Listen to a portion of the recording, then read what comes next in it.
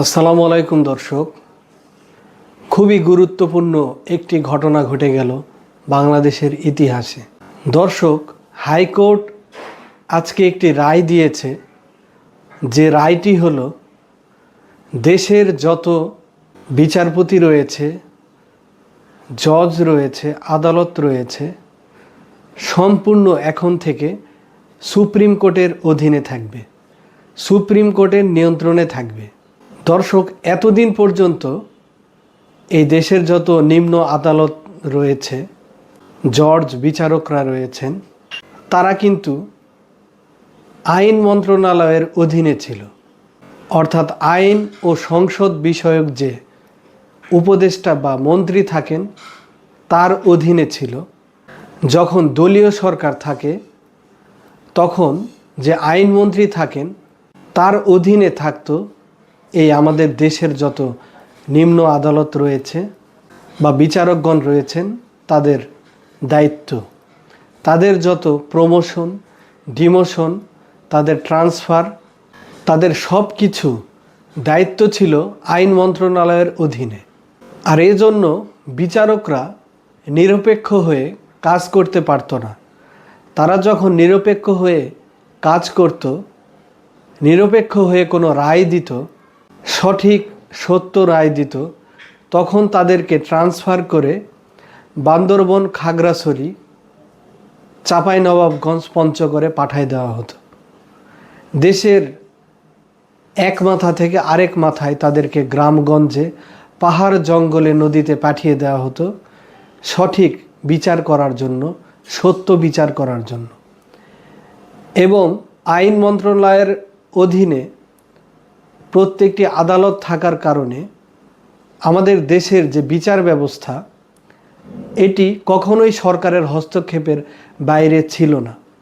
সরকার যেমনভাবে ইচ্ছা তেমনভাবে বিচার ব্যবস্থাকে হস্তক্ষেপ করত এবং ব্যবহার করত, যার কারণে দেশের জনগণ সঠিক বিচার থেকে বঞ্চিত হতো এবং বিচার ব্যবস্থার উপরে সবার আস্থা, ভরসা সব কিছু শেষ হয়ে গিয়েছিল। দর্শক, পৃথিবীতে আল্লাহর পরে মানুষের শেষ ঠিকানা হয় প্রধান বিচারপতির কাছে।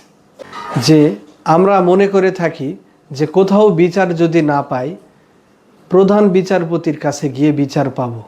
কিন্তু এই বিচার ব্যবস্থাকে ধ্বংস করার মাধ্যমে পৃথিবীতে মানুষের শেষ যে বিচারের জায়গা, যে আশ্রয়স্থান, সেটিকেও নষ্ট করে দেওয়া হয়েছিল এবং জনগণের অধিকার, বিচার পাবার যে অধিকার, সেটি ক্ষুণ্ণ করা হয়েছিল।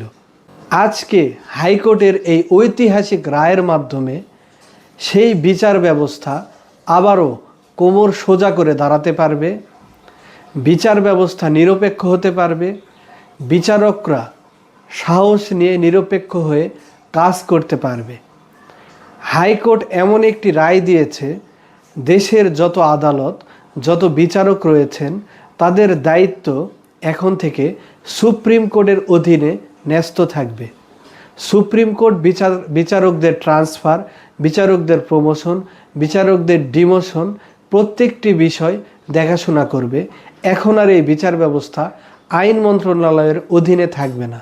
এমনকি এই রায়ের সঙ্গে হাইকোর্ট এটিও যুক্ত করে দিয়েছে যে 3 মাসের মধ্যে একটি পৃথক সচিবালয় গঠন করার জন্য সুপ্রিম কোর্টের জন্য, অর্থাৎ আমাদের যে বিচার ব্যবস্থা রয়েছে, হাইকোর্ট, সুপ্রিম কোর্ট, নিম্ন আদালত রয়েছে, এই বিচার ব্যবস্থার জন্যই পৃথক একটি সচিবালয় তৈরি করার জন্য আদেশ দিয়েছে। সেটি 3 মাসের মধ্যে করে ফেলতে হবে, এই রায়টি দিয়েছে হাইকোর্ট। দর্শক, আপনারা জেনে থাকবেন যে এই দক্ষিণ এশিয়া সাবকন্টিনেন্টে মোটামুটি আমরা ভারতের বিচার ব্যবস্থাকে সম্মান করে থাকি, স্বাধীন হিসেবে গণ্য করে থাকি। আমাদের দেশের যে বিচার ব্যবস্থা, আমরা নিজেরাই এর উপরে ভরসা করতে পারি না। আজকের এই রায়ের মাধ্যমে বিচার ব্যবস্থা যদি সোজা হয়ে দাঁড়াতে পারে, বিচারকরা যদি নির্ভয়ে কাজ করতে পারে, বিচারকরা যদি কোনো দলীয় সরকারের অধীনে সরকারকে ভয় না পেয়ে নিরপেক্ষ রায় দিতে পারে, বিচার কার্যক্রম চালাতে পারে, তাহলে কিন্তু জনগণ আমাদের দেশের বিচারের উপরে ভরসা করবে, মনে করবে যে কোথাও বিচার না পেলে আমি আদালতে গিয়ে সঠিক বিচার পাব এবং আমাদের দেশের এই বিচার ব্যবস্থা সম্মানের সাথে উঁচু স্থানে পৌঁছে যাবে এবং এই দক্ষিণ এশিয়ার ইতিহাসে বাংলাদেশের বিচার ব্যবস্থাও একটি সম্মানজনক জায়গায় পৌঁছাবে। দর্শক, আমরা চাই আমাদের বিচার ব্যবস্থা সঠিক পথে চলুক, এই বিচার ব্যবস্থায় কেউ হস্তক্ষেপ না করুক, যেই সরকারি ক্ষমতায় থাকুক দলীয় সরকারের অধীনে তারা যেন বিচার ব্যবস্থাতে হস্তক্ষেপ না করে। বিচারকরা যেন সঠিকভাবে নিরপেক্ষভাবে তাদের কার্যক্রম বিচার পরিচালনা করতে পারে। যদি একটি দেশে বিচার না থাকে তাহলে কিন্তু সেই সভ্যতা টিকে থাকে না। দর্শক, মানুষ খুন করে, খুনের বিচার হয় না। মানুষ ডাকাতি করে, দুর্নীতি করে, তার বিচার হয় না। কি কারণে? বিচারকরা নিরপেক্ষ হয়ে রায় দিতে পারে না। যখন বিচারকরা নিরপেক্ষ হয়ে রায় দিতে পারবে, তাদের উপরে দলীয় সরকারের কোনো কালো ছায়া থাকবে না, তারা যখন নির্ভয়ে কাজ করতে পারবে, তখন কিন্তু প্রত্যেকটি অপরাধের বিচার হবে এবং দেশে শান্তি শৃঙ্খলা বজায় থাকবে। আপনাদের সবাইকে অনেক ধন্যবাদ। প্রতিদিনের নিউজ জানার জন্য আমার চ্যানেলটি সাবস্ক্রাইব করে রাখুন, কমেন্ট করে আপনাদের মন্তব্য জানান। সবাই ভালো থাকবেন। আসসালামু আলাইকুম।